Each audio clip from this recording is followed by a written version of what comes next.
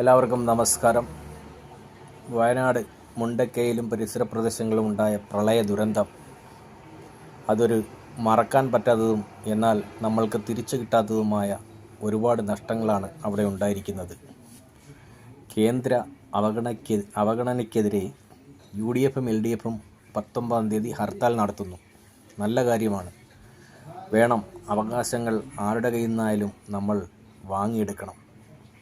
ആരുടെയും വീട്ടിൽ നിന്ന് തരുന്നതല്ല ഇതൊന്നും, നമ്മളുടെ നികുതിപ്പണമാണ്. അതുകൊണ്ട് അത് നേടിയെടുക്കുക തന്നെ വേണം. എന്നാൽ ഒരു കാര്യം കൂടി ഓർക്കണം. മുനമ്പത്ത് സ്വന്തം പണം നൽകി വാങ്ങിയ വസ്തുവകകൾ നഷ്ടപ്പെടാൻ കുറേ ആളുകളുണ്ട്. അവരും സത്യാഗ്രഹം ഇരിക്കുകയാണ്, നിരാഹാരം ഇരിക്കുകയാണ്. അവരുടെ ഒപ്പവും നിങ്ങൾ വേണം. അതും കൂടി നമുക്ക് ആവശ്യമാണ്. അതുകൂടി ഓർക്കുക. നഷ്ടപ്പെട്ടത് തിരിച്ച്